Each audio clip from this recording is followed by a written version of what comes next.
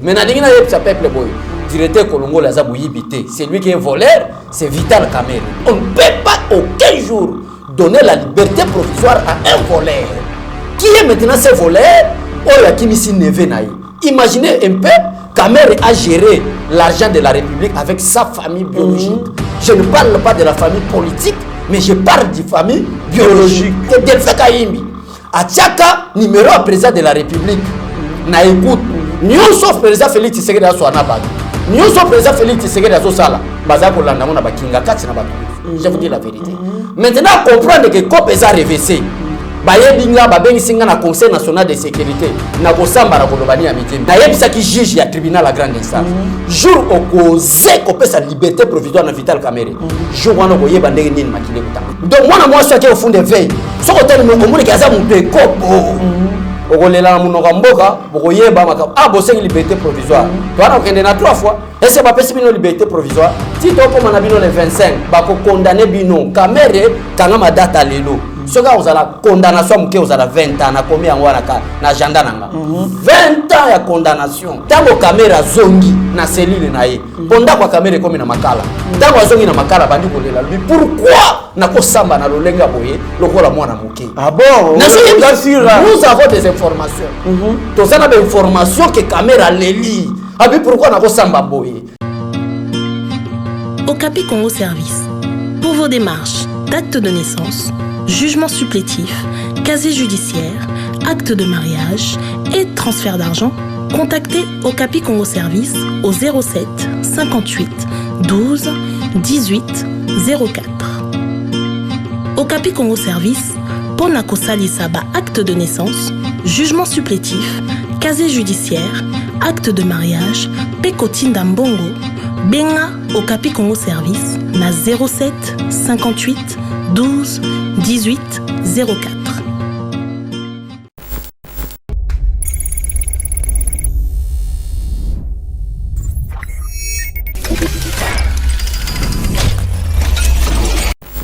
Bonjour mesdames et messieurs, bienvenue dans notre émission Éveil patriotique, une émission où nous décortiquons l'actualité de notre pays tout en analysant, mais cela ne veut pas dire que tozo au télémakana, point de vue na biso topé ça mais par contre bino pe bokyo contribuer na ba remarque na ba olope bozanango, nous serons avec Abbé Cholé sur ce plateau pour vous décortiquer l'actualité de ces pays. Monsieur Abbé Cholé, bonjour. Bonjour Trésor Kandolo, bonjour Steve Kondé, notre DG Shadrach, Bandegonyo Sonasomona Simaba Abigail, Pasta Gili, Krajela, Bandegonyo Sonamoni, vraiment bonjour, on est ensemble au rythme du pays. En tout cas, merci beaucoup au rythme du pays. Abbé Cholé, en tout cas, Namoni vous a très bien habillé. En tout cas, mes félicitations. Sans plus tarder, je vous informe que Abigail, notre collègue de service, a été kidnappé et puis menacé, torturé, voire même d'ailleurs, l'Israël a Vimba Pezali Rouge, peine à bino numéro naé commis opérationnel à sali déjà sim blanche, bien que Azana opérationnel na WhatsApp, mais beaucoup contacter, ça sera une bonne chose. Nako contribuer pour l'émission Bolinga qui est belé, mabe zaka poka Abigail ayamba ki biso. Bino batamaka sur le luka ngai, boluka gili, boluka sombo beta, bozo kendo luka une pauvre femme pour aza journaliste. Je vous mets en garde, bino batunyo boyaka, to sale émission na kandolo boye, boye kuluka e, boluka ndenga. Ngane mutu na loba ba propos ya engagement journaliste te et engagement parce que ndeko na bino azande muyibi. En tout cas, merci beaucoup Abbé Cholé. Sans plus tarder, Abbé Cholé au finish Tomoni Mokozamboka Memi, disons Dirkaba comme directeur de cabinet intérimaire. Quel est votre point de vue? Est-ce une façon à écarter Vital Kamerhe ou est-ce poursuivi par la justice ou c'est quoi? Mais est-ce que Kamerhe a des problèmes avec le président de la République? Non. Il faut qu'il y ait la différence entre la gestion de l'État et la justice congolaise. Kamerhe a un problème, c'est mauvais, vous voyez? Mais il y a un problème dans les alliés. Le problème dans les alliés, trésor, tout le bagage makamba solo. Oui, que maman moko Brigitte Amato na matadi. Maman Brigitte Amato alinga ko mingi. Alors que Abbé Cholé chaîne wana ngana lingika chaîne wana pona yo. Pona ni na lobby boy. Pona ko yebiso il faut toyeba ko la différence entre la justice et la gestion des choses publiques. Kamere est arrêté. Non, Aïbi Biloko a Félix Tshisekedi. Non, Aïbi Biloko a Maman Marthe. Kamere Aïbi pour Aïbi Biloko a Ngana Yo. Donc, contribuable congolais a contribué Kamere Aïbi pour l'intérêt à moi, c'est à Pembe. Wana biso toko kotate, biso esengé tout le baga la vérité. Donc, félicitations, mon directeur Kolongole et Berande, professeur. Professeur. Talaga, preuve à la pouille, Tala président de la République, peuple congolais, bino bolanda biso na Eba TV. Azo salaka tourner ba so de mouton. Azo la tourner, ya bopito au place ba tia en quarantaine, ba ta 40, ya coronavirus. Tant au président zo pesa mbote. Tala directeur ya cabinet président de la République, akangi bra. Mais différence avec Kamere, ce président pesa mbote pas to boli maboko. Psychologiquement, cela veut dire quoi? Cela veut dire que nous gérons le pays en 2 personnes. Vieux, on met à 20 ans de prison. Ah bon? Oui, oui. Parce que vous avez un coach. Ah, aza coach nini. Donc coach abamiibi. En d'autres termes, yonde mutolobi. So aza coach, c'est que coach abamiibi. Comment est-ce que yo coach ba okango po yibi, mais muto za ko coacher ba yibi ba kangete. Donc aza coach ndi abamiibi. Ce que je dis, j'assume mes propos, ce n'est pas moi qui ai arrêté Vital Kamerhe, mais c'est la justice. Si aujourd'hui mes enfants me posent la question, papa, pourquoi le directeur de l'ancien? Parce qu'il est maintenant l'ancien.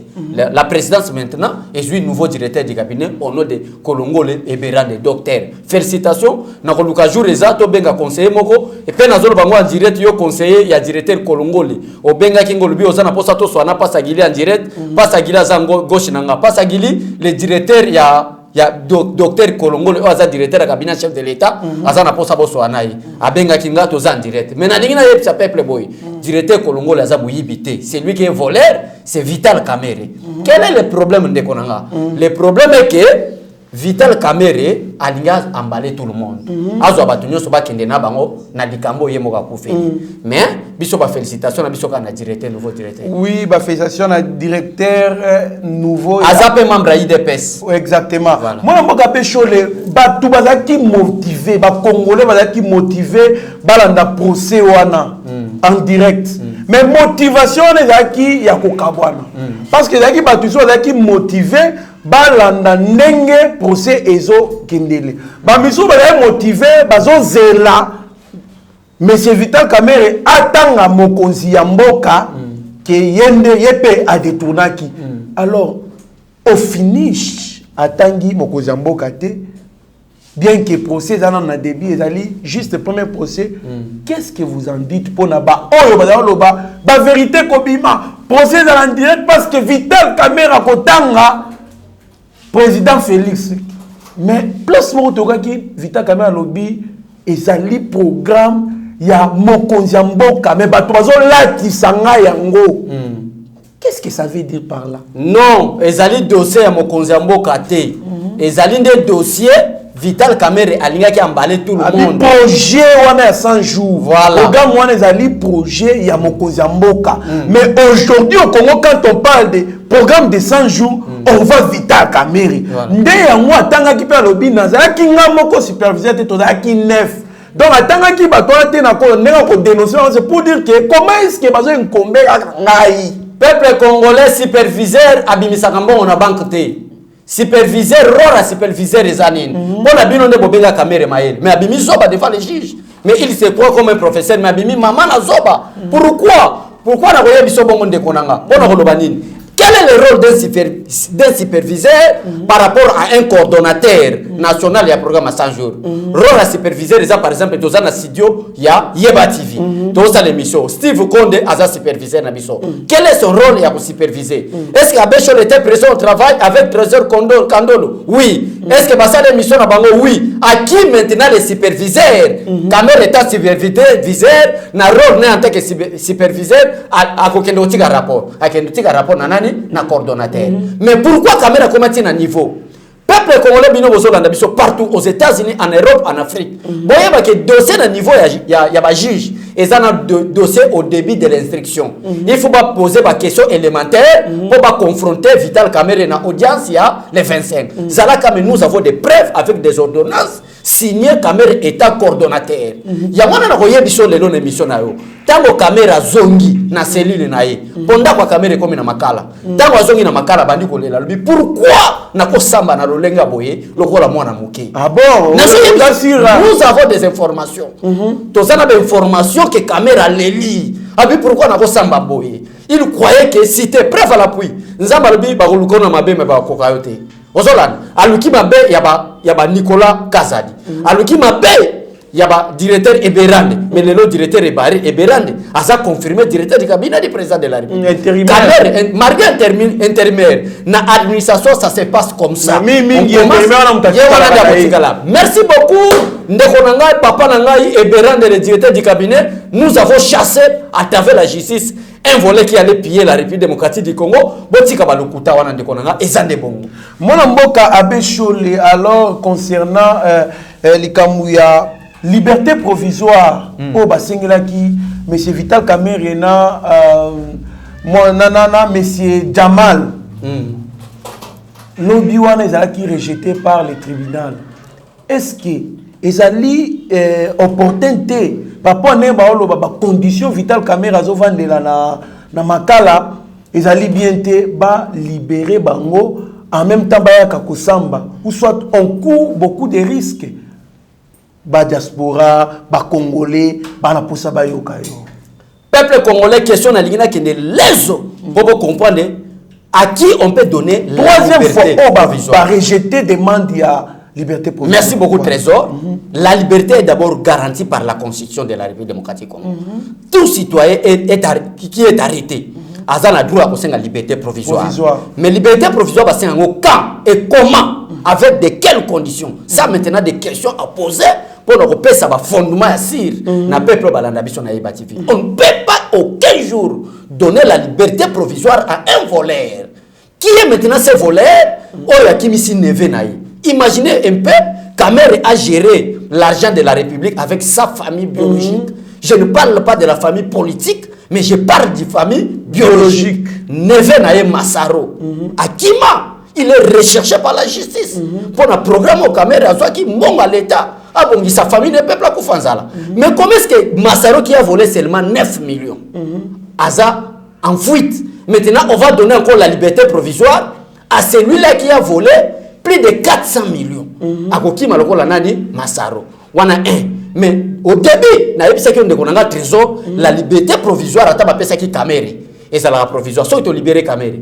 Kamerhe a commis djembika ndenge Delphin Kayimbi. Parce que Delphin Kayimbi a tchaka numéro à président de la République. Na écoute.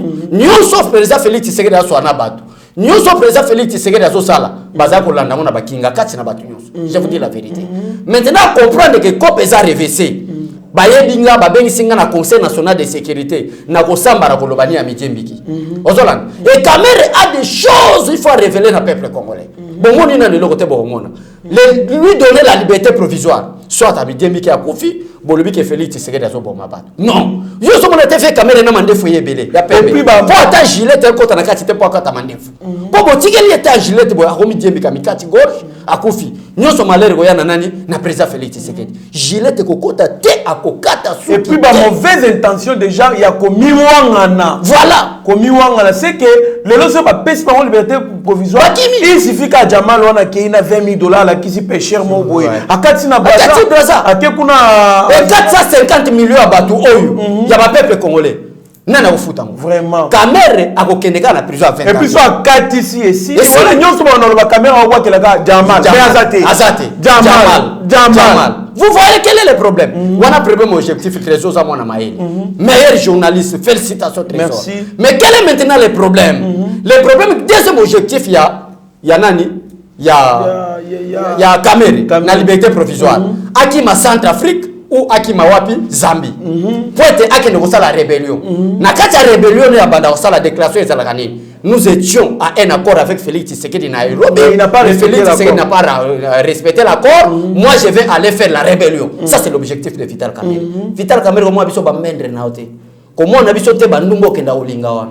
Biso to bana note to ko tiko na Congo te. Peuple congolais nyo kwa maka yo yibanga mo kenda tikala ba sa pembe boniko. Liberté provisoire ko sanga nini. Vital Kamerhe est plus un menteur que même lui s'y ferme. Et puis c'est facile, il y a que effacer ma preuve. Ma preuve, j'ai dit c'est un homme très dangereux. Trésor peut-être au monde en Roseka, mais ça Roseka. Dans Félix Tshisekedi a convoqué Kabila la fois passée dernièrement. A outi koyebi sa Kabila que j'ai un bic rouge na table nanga on a lingi na sala remaniement ordonnance nanga bazo respecter mot d'ordre nanga. Ngaite. Alors je vais dissoudre le parlement. Maintenant Kabila dit non. Président kolanda bangote wana Kabila zolela. Bino batu bomona Kabila danger kolela libosa Félix Tshisekedi. Na mama ndefu na pemba tiki na mbanga wana. Akolela ka. Non, na kosala boyete président de la République. Elle attaque combat Kamere. Yoka makambo Kabila zoloba albi non c'est gare wana Kabila Kabila vita kama c'est gare que c'est gare c'est un voleur expérimenté en 2006 on a été secrétaire général il y a pas perdu ça dans la campagne alianga 26 millions ah bon na campagne ka un mois campagne na Congrès ka un mois les 26 millions bon cette campagne za ko sala 6 mois zoka 26 millions à un mois multiplié par 6 mois alinga yiba combien vous comprenez? Donc avec expert dans un laps de temps. Et faites attention trésor. Dès que ce monde est un homme politique. Un homme politique n'a zaboyé n'a pas ça l'émission. N'a dit que moi c'est Pemba de quitter mon monsieur Kotalaka. Moi c'est les gens ni moi c'est Ninganate. Ce type là c'est très dangereux. Un homme politique parce que moi beaucoup linga ambiance parce que Pemba ça donne la varice là.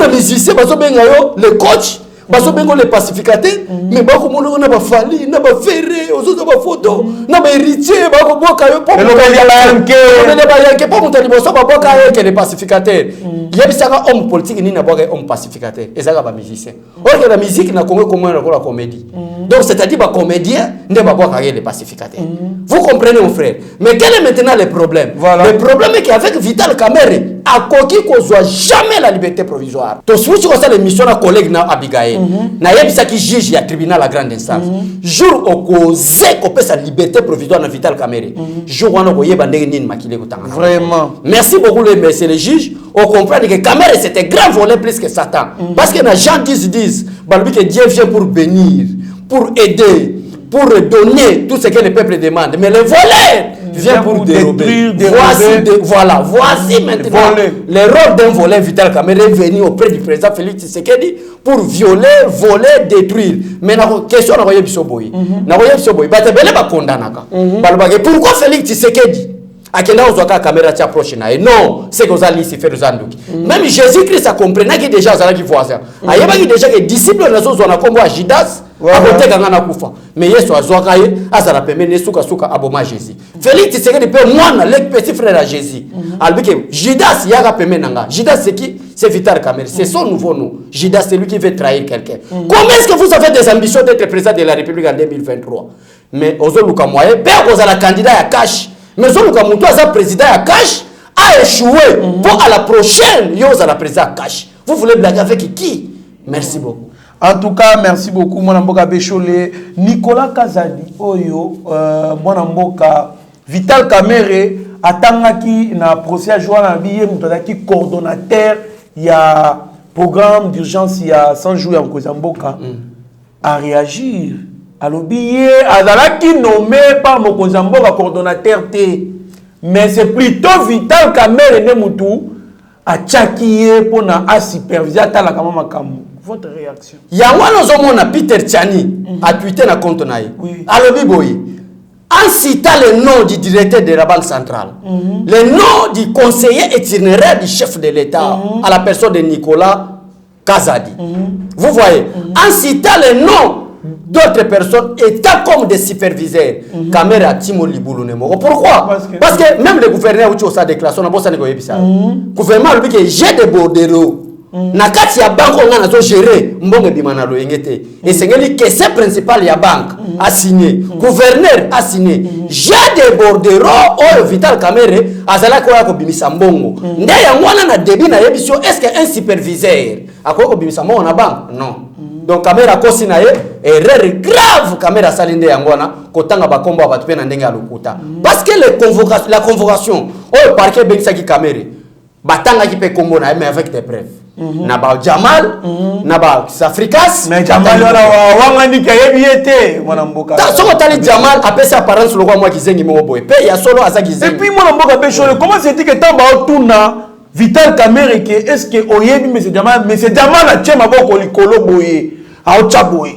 L'homme honnête comme moi, je dois changer à chaque fois qu'il a comprendre que non, j'ai commis une erreur.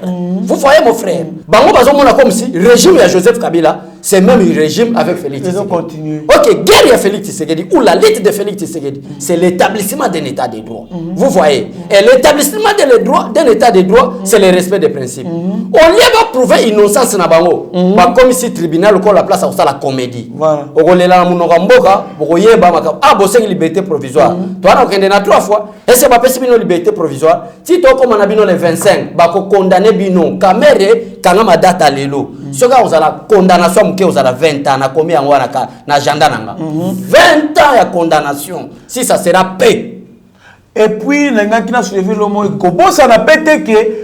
Atanga bitakwira tant bitakwira ye ko charger les sous makasi voilà donc autant abato atanga ba oki we sous ko aggraver gouverneur la banque centrale voyana ba preuve albitala bangoyo ndenge directeur la bank a charger qui na ba preuve tala oyebi pourquoi monga 15 millions caméra yiba ke zonga na bank parce que atanga comme directeur la bank directeur la bank tanga yana ba preuve albitala 15 millions ngoyo elongwa na compte e yaki na compte nderma mongo zonga na bank gouverneur ya banque centrale na bato atangi ne ba ko charger caméra pour arrestation inévitable. Moi, pour conclure avec ces dossiers de M. Vital Kamerhe, affaire Vital Kamerhe, les dossiers sont des moutons avec David Blattner, est fixé pour ce 18 mai 2020 au tribunal de grande instance. Oui, oui. Confrontation, audience publique, ils allaient le 25. Mais confrontation avec David, ils allaient le 18. Blattner, David Blattner. Donc, maison préfabriquée, Moupanzi. Voilà. Quels sont des moutons. Wana ba kele conflit ya ko mona na yebisa ke on a débit émission na biso peuple bazo landa biso que dossier za ki na instruction ba question juge a ko poser caméra lengela esengela ki alata humilité parce que même nous ambaza clair mais c'est fait j'ai arrogant donner des leçons devant les juges je suis un intellectuel c'est que baloba ke mobala bete mutute na beti tolo moi Abbé Cholé à la personne de Trésor Lumumba, mon nom propre, je suis plus intelligent que Vital Kamerhe. Mais alors bien intellectuel. Kamerhe a géré déjà beaucoup. Il fut l'ancien président de l'Assemblée nationale. Andima Bidja 2 milliards. Dans la série à gouvernement Antoine Gizenga. Prouvez-moi Trésor devant un veille patriotique. Yayeba TV. Que Vital Kamerhe est très intelligent. Il n'est pas intelligent, mais il est plutôt l'homme le plus rusé du monde. L'homme le plus malin. Parce qu'il y a un tolo. Je suis plus intelligent que Vital Kamerhe parce que les actes que Vital Kamerhe a posés, un jour, les vols du denier public. En tout cas, les vols du denier public, c'est une chose que nous devons condamner parce que ce pays est agenouillé économiquement, politiquement, voire même sociologiquement. Pourquoi? Parce que il y a des détournements des deniers publics, l'impunité, la corruption qui bat son temps plein dans notre pays, chose que nous devons lutter contre ça. Moi, Abbé Cholé, pour passer à une autre question, c'est la plénière de l'Assemblée nationale. Sauf imprévu pour les informations que j'ai, il faut savoir pour étudier quand il y a immunité, il y a ministre John Tumba, il y a INC, on a cité un détournement, il y a 32 millions de dollars qui alloués pour la Kosa Banzila na Kasai. Oui, est-ce que vous avez confiance dans l'Assemblée nationale qui va avoir immunité, il y aura toujours ce système-là de protectionnistes pour les protéger, de sorte que va épargner à s'embattre. Trésor, mon frère, n'arrivait pas à système échangé. Ah bon? Système à la comédie ou à échanger. Minute on a besoin de téléchargement, dissolution au Parlement, ils en ont 2%. Je vous dis la vérité. La fois passée, on a eu 85%. On est en train d'avancer. Les longs d'émission avec Trésor encore, on a comme 92%. Nous avons resté seulement avec 8% pour dissoudre le Parlement. Dans le moment où le président Félix Tshisekedi a compris que le rôle du Parlement Trésor, ils ont défini l'article 100 de la Constitution. Va définir quel est le rôle du Sénat. Quel est le rôle de l'Assemblée nationale, quel est le rôle de chaque député national et quel est le rôle de chaque sénateur. Va définir mon article 100 en Constitution. Alors, article 100 en Constitution, le but est que non, ceux qui ministres de Ntumba, ils 32 millions pour que ça y est bon. de constitution le but qu'il faut protéger pour ça député pour ça membre gouvernement mais vivre vraiment makasi mais parce que Kabila bon vivre vraiment c'est Kabila lui-même était aventurier ne parlez plus les choses à Kabila parce que lui-même est un aventurier na mboka mona wapi président de la République atika suke belelo kwa mutasali zwazo na mboka mokilo mona wapi président de la République azwa mandefa pembe atika lokola Koffi Olomide omona wapi kaka na Congo lui-même Kabila aloba ngona discours na Assemblée nationale alors je suis en train de chercher même 5 personnes parce que moi, Kabila, je n'ai même pas eu le temps. Il y a quand même une école primaire. Je suis en train de chercher des professeurs. Quelqu'un est en train de chercher. Parce que moi, tel que je suis là, pour reconstruire commune de Lingwala, place au chêne, je n'ai pas besoin d'appuyer à bâtiment. Je n'ai pas besoin de service à hygiène. Je n'ai pas service à hygiène. Bon, il y a des toilettes, il y a chaque membre de la commune. Je n'ai pas de service à deuxième communal, service à la police, pour la sécurité du peuple. Mon frère, mais dès que vous voyez un président de la République est en train de pleurer pour dire que je suis en train de chercher même 5 personnes, c'est-à-dire en d'autres termes, selon le cours, il y a dissertation, dans un 5e, 6e des humanités, selon analyse, on va comprendre que non, il est en train de pleurer qu'il n'a pas eu les chances. Il y a autant la même école primaire maintenant, il est en train de chercher, bateau bazo attaque les écoles pour être mais derrière lui était qui? Des docteurs en droit, avant-hier au Beminako. Ami bengi docteur en droit na habité ba collègue né docteur en droit bazabanan parce que Betchen Tshisekedi baza premier docteur en droit collègue baza vous voyez de konanga ozona derrière lui ba matata ponu le matata ponu un escroc politique un indiscipliné mal éduqué politique ya matata ponu qui a pillé l'économie nationale le long comme il faisait des cours na ba RTVS ko l'économie voilà un escroc vous voulez tromper qui tromper les autres personnes pas l'IDPS ozala qui veiller yo na Rwanda comme Rwandais. Moi, Mboka Abeshole, est-ce que on évite que FCC a tendance à protéger parce que mon professeur Nyabiungu, FCC cofondateur, il y a PPRD, avocat, il y a M. Vital Kamerhe. Est-ce que nous pouvons compter sur FCC qui va livrer vraiment ministre au point que Kosamba? Directeur de cabinet, Koutazaki, pire petit à Félix Tshisekedi. Kamerhe, on a eu sur Kamerhe. Mais Félix il est collaborateur ou soit il est donc Azali partenaire, il y a premier rang dans Félix Tshisekedi. Félix Tshisekedi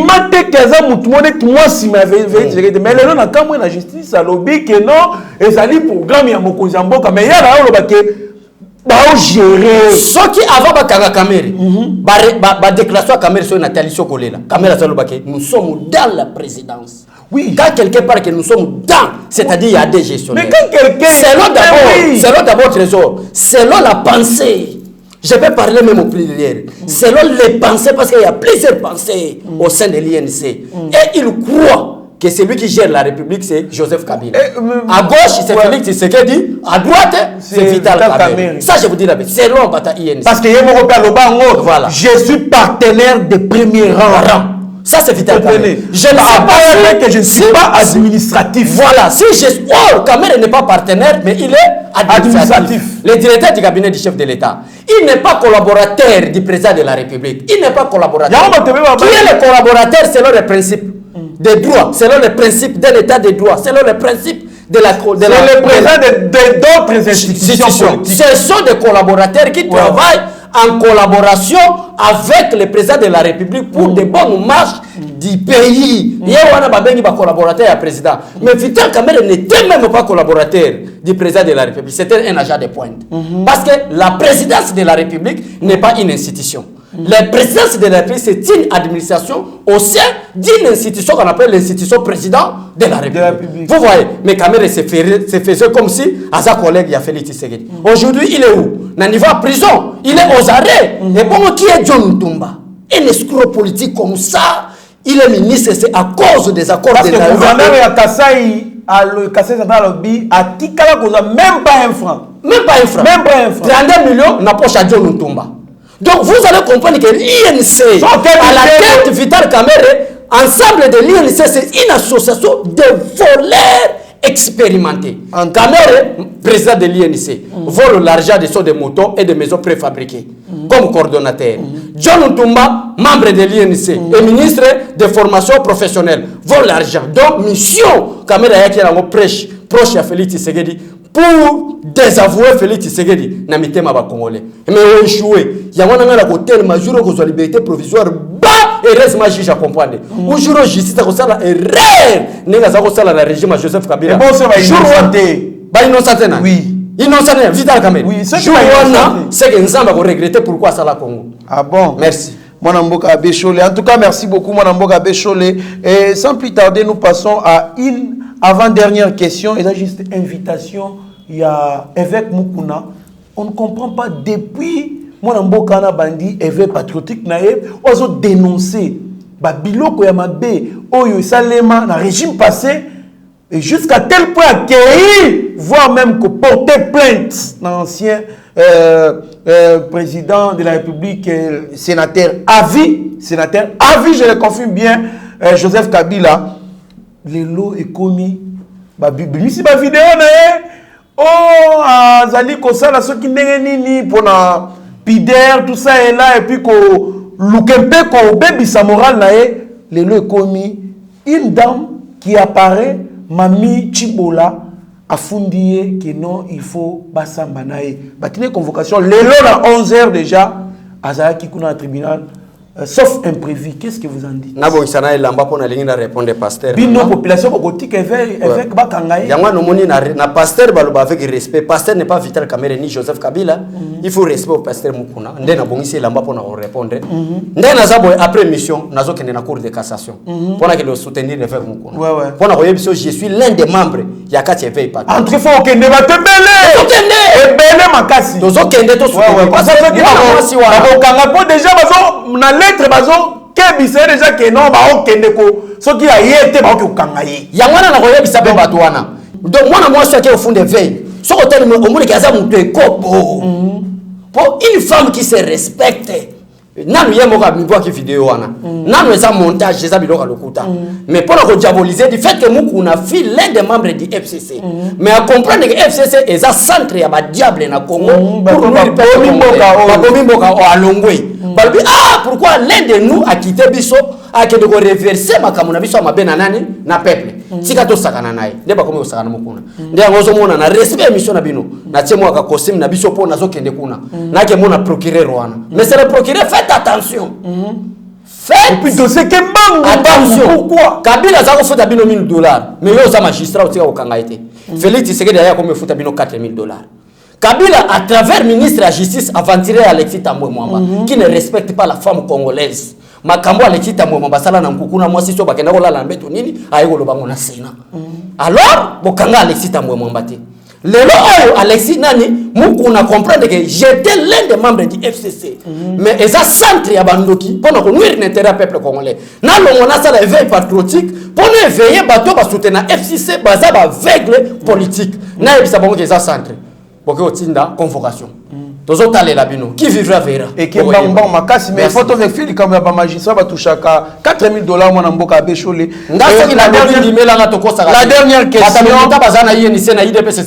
La dernière question pour clore avec notre émission d'aujourd'hui, Olivier Jean-Pierre, avocat français, il y a monsieur Vital Kamerhe. Vital Kamerhe a délégué à bien que saisir Nations Unies pour nako yebisaye ba conditions mauvaises, il y a détention nae. Qu'est-ce que vous en dites? Kamerhe na yebite soki na robenga Kamerhe terminé. Mbongo ozo pesa parce que avocat c'était français. Et bah français s'il y a des hommes très escrocs dans le monde, pas français.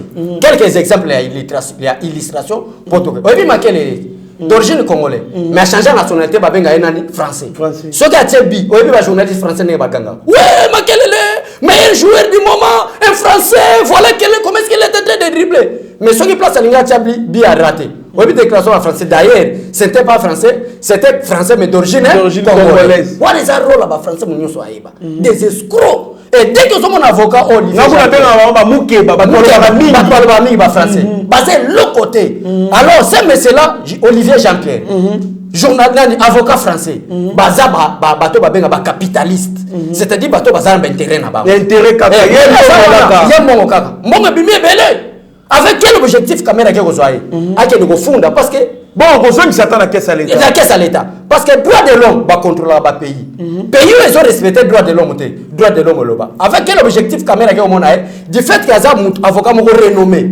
Alors, il y a un conseil, il y a sécurité, il y a un conseil, il y a droit de l'homme, il y a plaider que détention à Vital Kamerhe, ils ont respecté la normalité. Non, mais c'est Olivier Jean-Pierre, l'avocat français, détention à Kamerhe, ils ont respecté la norme. Pourquoi je dis ceci? Parce que Kamerhe était prévenu ou pas prévenu. Kamerhe s'était prévenu. Il a volé l'argent de l'État ou il n'a pas volé l'argent de l'État. Il a volé l'argent. Et alors, où est la place des voleurs des deniers publics? C'est dans votre pays. Voilà. Dans votre pays, en France. En France. Où est-ce qu'on met des voleurs? Des voleurs. Faites attention, M. Olivier. D'abord, le pouvoir de Félix Tshisekedi, M. Olivier, ce n'est pas vous les Français. Moi encore pas les Américains. C'est Dieu tout-puissant, mais à travers les élections que Dieu a accordées par le peuple congolais. Et les peuples ont choisi maintenant un élu, un envoyé de Dieu, Félix Tshisekedi. Tout complot, toute armée forgée contre Félix Tshisekedi sera nul et sans effet. Au nom de Jésus-Christ de Nazareth. Ah, merci beaucoup. Au nom de Jésus-Christ de Nazareth, le nom le plus puissant de l'univers. Merci Nayo, Ndekonanga, Trésor Kandolo. Merci na Krajela Bolenga. Merci na Steve Konde. Merci na Bandeko Nyoso. Partout dans le monde, na éveil patriotique. Nous n'avons des personnes, des problèmes avec personne. Mais nous défendons un système. Quel est le système que nous là, on défend? C'est le système de défendre des valeurs et non les anti-valeurs. De défendre les dignités du peuple congolais. Toute personne qui sera contre ce système, ndé ya wana mona totoka na plateau attaque climatisé reza. Donc botika la malamu na mabota na bino, lobi to kutana sur na zela éveil patriotique parce que makambo akoloba. Eza e belle politique comme elengi na Congo. Bande wana poto bosala nini? Boya to kangama, to sala confinement. Po politique na Congo et comme elengi. Kalaté dissolution à parlement. Kalaté Kabila na justice. O nyoso bozo mona eza ba troubantour. Donc biloka pamba et ko simbate nzamba pambola bino botika la malamu. Merci Bozaki Belé pour Olanda Bissona, Abechole pour nous décortiquer actualité politique ya Mokolo Malelo. En tout cas, merci à mon grand frère Stéphane Kankou et sa charmante femme Mwangelou Kankou la première aux États-Unis, pourquoi pas Bokilo Naye, professeur Jean-Pierre Moulumba et sa femme Maman Claude Kabouya à Boston, mon grand frère Bibert Chimbalanga, mon papa Masupenzi, ma maman Vicky Kapinga, BBC aux États-Unis, mon grand frère Samuel Manuel aux États-Unis, mon grand frère Didier Ipenge en Suisse, monsieur Albert Sapp au Canada, pourquoi pas papa David et maman Céline en France, papa Maurice Kafankumba, monsieur Aubin Chiswaka, Steve Konde HD, le petit génie. Babi Nassimaya. Caméra, non seulement, mais image qui te représente là haut.